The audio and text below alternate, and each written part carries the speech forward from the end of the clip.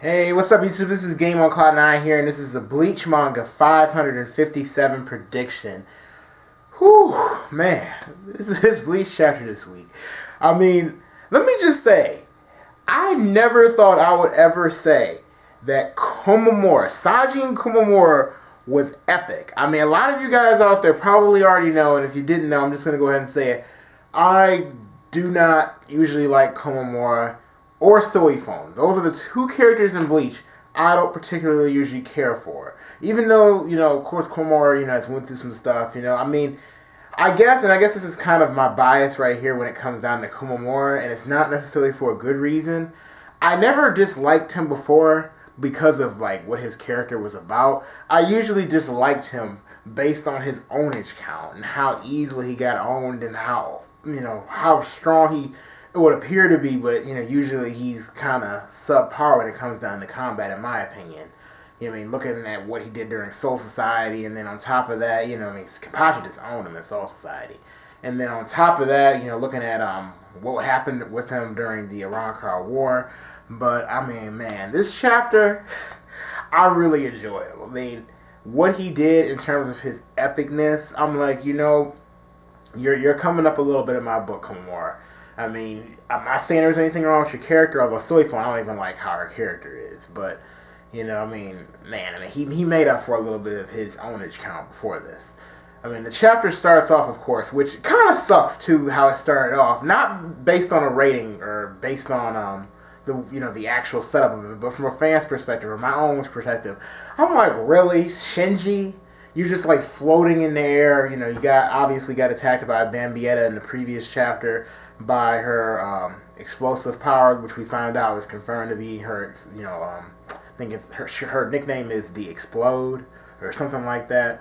So obviously she can use explosions and she can send things into objects and make them explode with Reishi, which we found out in the chapter. But anyway, when it started off, we ended up seeing Shinji flying in the air. Obviously, and Bambietta goes on and explains that, his illusion, basically she figured this out. It wasn't anything for her to figure out. All she had to do was basically send her explosions everywhere. So it really makes you think, yo, Shinji, you gotta quit explaining this to people. And on top of that, freaking throw your mask on. Come on now, man. You're a visor. You're the leader of the visors. I expect more from you. You're my favorite character. I just want to see more. Bankai or something. But anyway, right after that, we saw Hinamori try to come after Bambietta, try to attack Bambietta. Komamura turned around. He looking like, oh no, like this vice captain right here. No, you're not coming at freaking Bambietta. You're not going to be able to actually do anything. So he stops her in her tracks. Obviously, and gets her away from the battle. And then Bambietta continues, of course, to go on with her explosive technique. Or I guess you could say her explosive power, and she's like, blowing up everything, of course.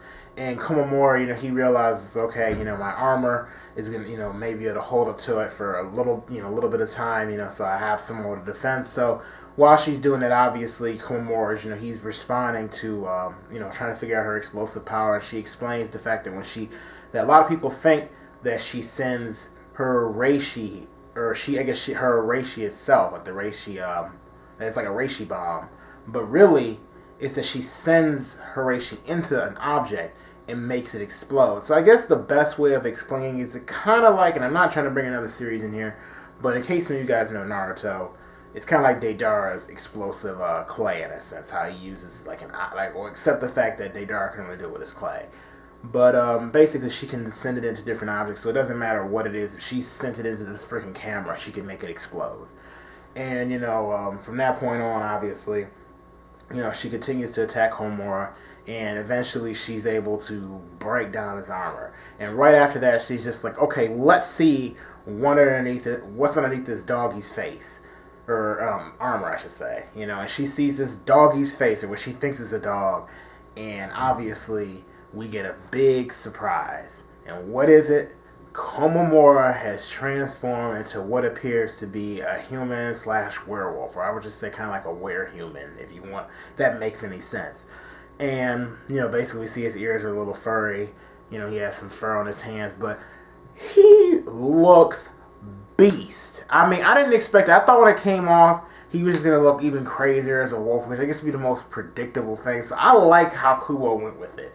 And on top of that, right after that particular scene, then we get a little short flashback, not a long flashback, a little flashback back to when, Komamura was talking with his grandfather. And we find out finally how his people, or why his people are the way that they are. Basically, his people are, a bunch of souls or people that got banished into this beast realm.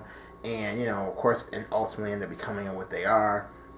And right after that, obviously, we also find out that Komamura, in order for him to obtain greater power, to become even stronger, that, he's going to have to rip out his own heart in order to achieve this human metamorphosis technique so that he can actually, I guess, achieve greater power. So, from that point forward, of course, his grandfather asks him, okay, you don't have to do this. Like, you don't owe these humans anything. You don't owe these Shinigami anything. And, he goes on from that point forward and it's just like, yes, I do. I do owe them, a lot. I mean, I owe Yamamoto, a lot for helping me out this entire time. So, of course, Komamura goes forward with it. And, right after that scene, we see Komamura go into his Bankai. And let me tell you, his Bankai looked beast. Like, it evolved. I mean, you see the armor just falling off of his Bankai. It's standing up, rising up. And, I think it said something like Dangai something, I know at the end of the chapter. So you can see this is an alternate form of his Bankai. And that was pretty much the end of the chapter. Now,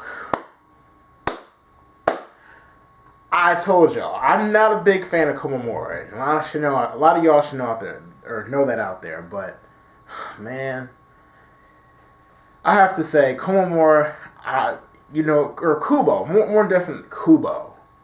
In order for you to get me to care a little bit about a character that I gave no shits about, like 2 chapters ago in terms of, like, from a fighting point of view. Like, I didn't care about his fight. And right now, I'm more hyped up for his fight than I am for Hitsugai and Chengdu. Actually, that's excellent writing. I like the way that's handled. And obviously, I feel like the chapter did well. I mean, there's no complaints I have about this Bleach chapter at all. Nothing. I mean, as far as the beginning of it, of course, I don't like seeing Shinji floating in the air, got attacked. I want Shinji to get his butt up, though, and do something. Like, I mean, don't sit up here and just keel over. Now, you are the leader of the Visors. But, pacing all the way through to me was handled well. Flashback didn't take forever. It just gave us just an explanation. We saw a little bit of fighting in this chapter. We got explanations on how her abilities work as well. We even found out she's letter E. So confirmations this week's chapter. We even found out what Komamura is, which is an age-old question since the beginning of Bleach. So that's a huge plus. And even an epic cliffhanger. You cannot complain about this Bleach chapter. If you are a Bleach fan, yes, everyone is entitled to their opinion. I don't want to criticize anybody because I know everybody loves to criticize my opinions a lot of times based on, how I feel about how something is. But, in my opinion, from a writing standpoint, there was really not anything major wrong with this chapter. And I feel like this is probably the first time I'm going to do this, especially with Bleach. But I have to give this chapter something much higher than a captain level rating. I'm going to give this chapter a Royal Guard status rating. Yes, I've never done that. Now, the reason why is to this, I mean, again, we got a major question. Probably one of the major things people want to know before Bleach ends. What is Komamura? That was tackled in this week's chapter. And on top of that, it wasn't like we just got a simple answer and all that. But we also got epic shit happening. And the cliffhanger was great. The flow of the chapter was great. Everything. Nothing really wrong with this week's chapter. You even see this Bankai transform, so it's going to obviously have some new abilities to it.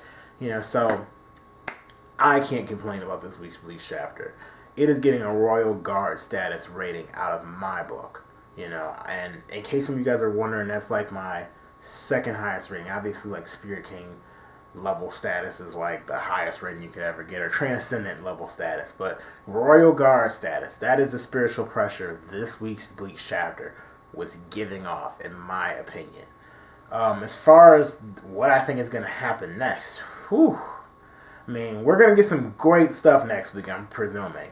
Shinji, on the other hand, I don't know what he's going to do. I know he's not dead. I hope he jumps in there a little bit. Hope this isn't all Bienbea that has. I hope this is going to really be pretty good, because if she's letter E, then she should be one of the strongest Stern Ritters out there. Not the strongest, but I'm expecting her. She ain't going down without a fight. I expect for her to have some crazy stuff going on. So this should be a good fight. It's already started off on a good note. Already have some pretty sweet stuff happening. Even some revelations. We, definitely have to find out, can Komamura stay in this form? Will he stay in this form, or is it something that he can only do for a limited amount of time? Maybe next week we'll, obviously, see probably just those two going at it. Maybe some of the Shinigami and Soul Society witnessing this. I'm thinking maybe Hinamori is going to go ahead and try to help Shinji in next week's chapter, but honestly, I don't really care if she helps him. I just care about seeing these two duke it out right now. At least that's what I really care about right now. As far as what's going to happen, do I think this fight's going to end quickly now? I don't hope it doesn't end too quickly, man. I want to see him obviously be OP and do all this crazy stuff, but I want to see this actually turn into something good too.